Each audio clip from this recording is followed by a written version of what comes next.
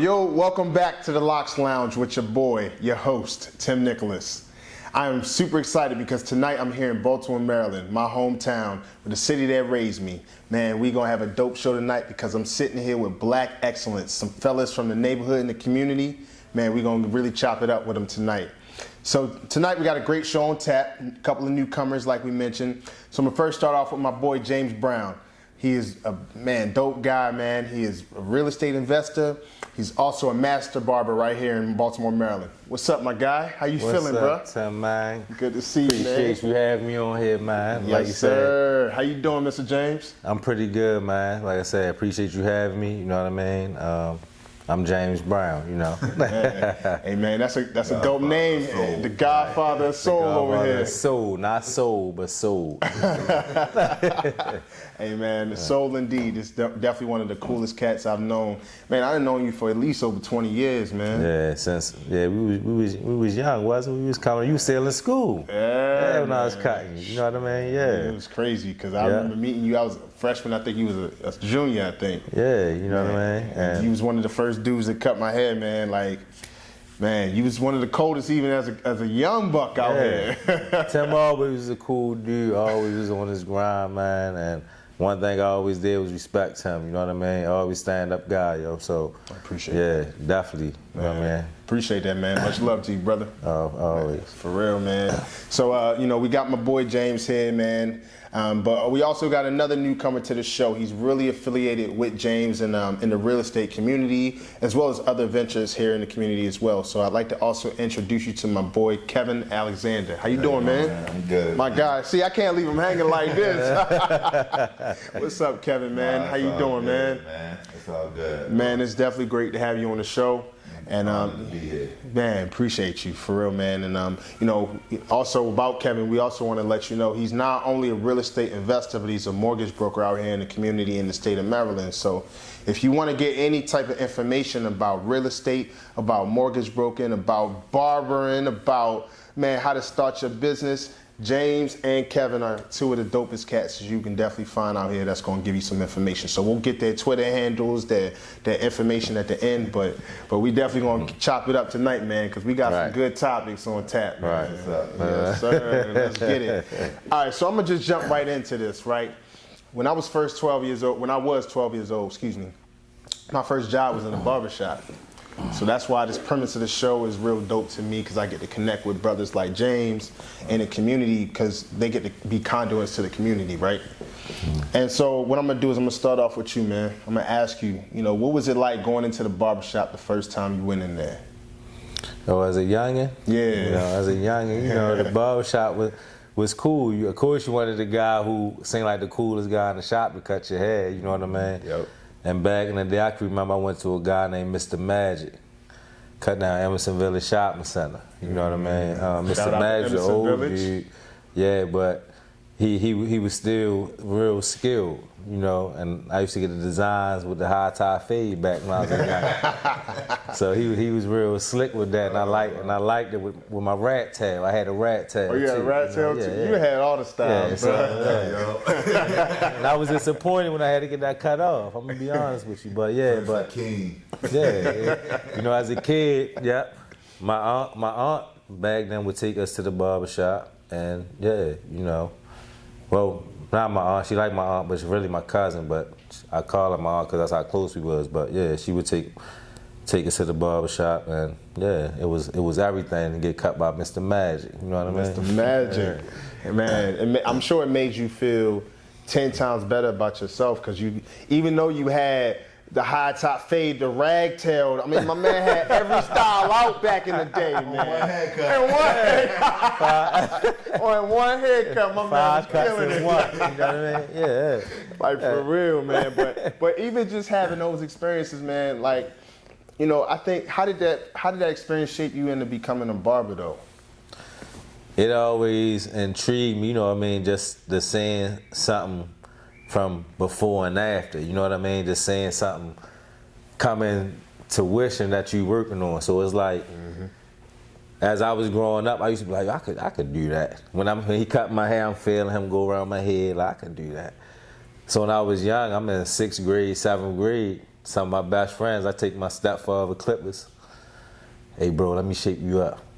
But they not even right now that I know they're not even the right clippers to really be shaping up. But I was shaping you up and I make it look all right. So I knew I was good. You know what I mean? Like, yeah. And it got to a point where as though some of the kids around the way, their mother would be like, go up there, tell James, shape you up. You know, you got school tomorrow. Why? Mama save money. You know what I mean? You ain't gotta pay James. Yeah. And James just grabbed his clippers, getting in trouble at the same time when the stepfather, he was, stop putting my clippers on everybody's head that I shave with every day, you know. So it was like, but I just liked doing it because I knew I could. It was like something I grew into. I knew I before and after, and people started gravitating like they liked to come back. So I knew, damn, I'm all right at this. Absolutely. You know what I mean? So, yeah. Man, I've been coming to you, man, for a long time, man, and even moving from state to state, living in North Carolina or even moving to Texas. When I come to Baltimore, yo, I don't even call my mother first. I call this dude first because I got to get my line right. He one of the coldest dudes here in the city, not only in the city, but I mean, yo, you put him against any of the cats out here at any of these barber expos or whatever, man, he gonna come out victorious, killing y'all. Appreciate for that, real, man. straight For up. real. Yeah. Definitely, man. You know, I'm gonna also drive that same question over to you, Kev. You know, so what was that first experience back? You know, I want to say, you know, you look like back in the '70s, cat. You know what I'm saying? You know what I'm saying? I'm OG. I'm 52. Okay, all right, OG. 1970, and Okay. when you was asking James that question, I'm just sitting here and I'm going. I grew up in Cherry Hill, right? Okay. And we had Hilltop Barbershop. We had actually two barbershops out there, Hilltop and Mr. Heavy, right? But I went to Hilltop. Okay. And my cousin used to sweep the hair up, you know what I mean? And like the barbershop was everything. On Saturdays, you go, they got TV, they got Soul Train on, you know what I mean? Yeah. You get some carry out right there, you get some chicken eating white. But it was just like the older guys, Mr. Norton, Mr. Ernest, you know.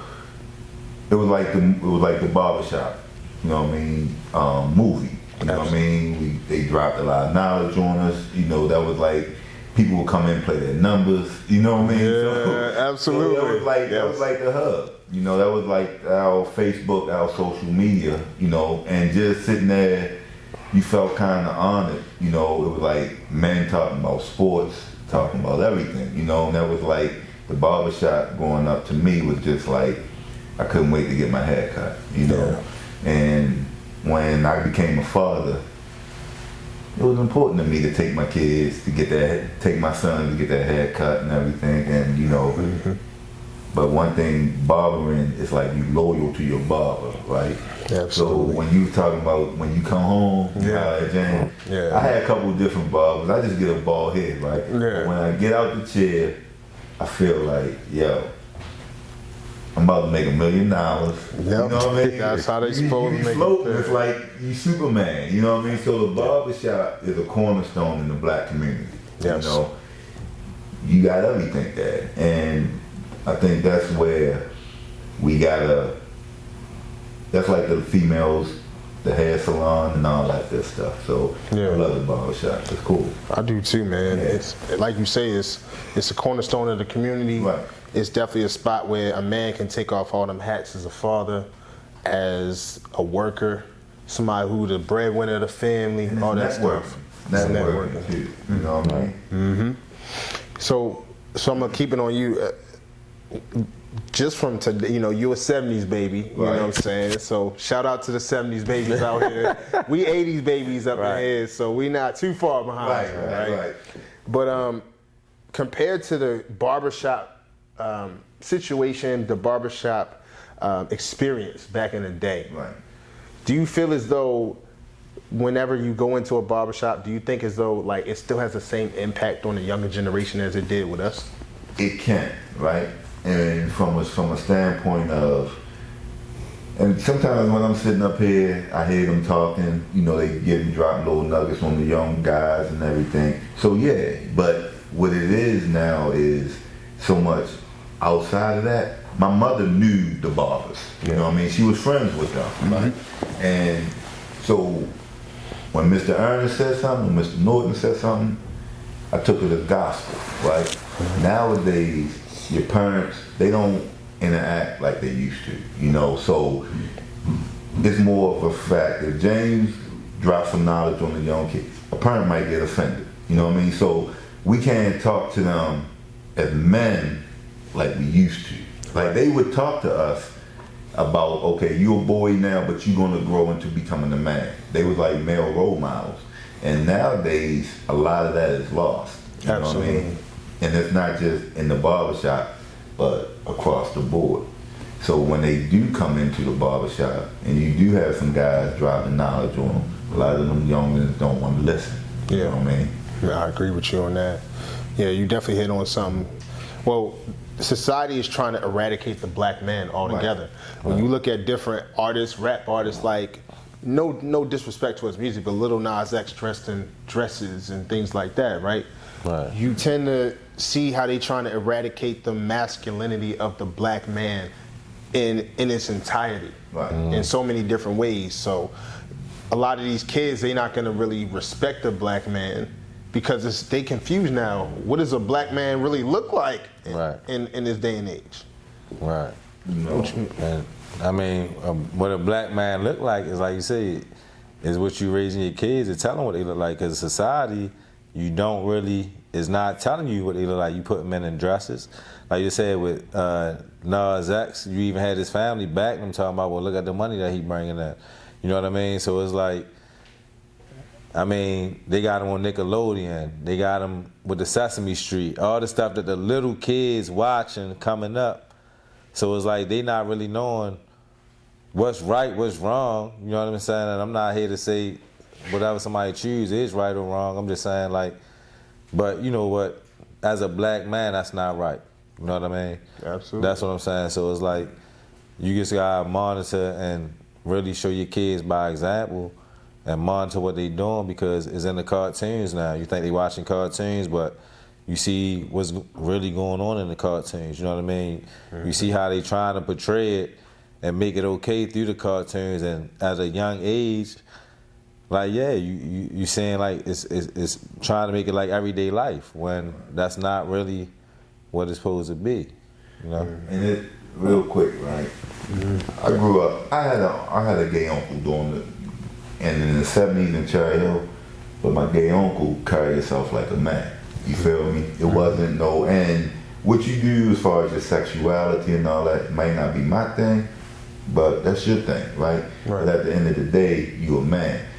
But with the feminization of the black man, that's where I got a problem. You know what I mean? With as far as we went from being the most feared to now it's like, you know, you dressing in drag and you know, it's just not my thing. But to each his own, you know. To each his own. I agree. I love being a man. Right. I love being a man, dressing like a man, smelling like a man, being a man. And I think just society itself, like you brought up the point that his family, Nas X's family, talk about the money. Right. That just goes to show that how they look at us and what we place value on is the money. Yeah, I understand placing value on money, but they feel as though, hey, to eradicate the character of what a man should look like, all we gotta do is throw some money on somebody. You don't really have no value. What I say, you know Right. You know what I mean? Like, a man gotta have a code. Yeah, and what I mean? And that's what it's basically like. If I buy you with $1, you don't really have no value. You know what I mean? Like, I'm gonna say something like real quick. I ain't gonna name no names, right? But I was telling James a story about something on one of my homeboys said, right? Okay. And he put a dollar figure on something, and I'm like, yo, $1 billion is $1 billion, but what I gotta do for that $1 billion, I can't do it. You know what I mean? So money is cool, and you need it, but you can't sell your soul for it. Exactly. I like that. That's real. I don't want to incriminate. no. Nah, there's no snitches over here.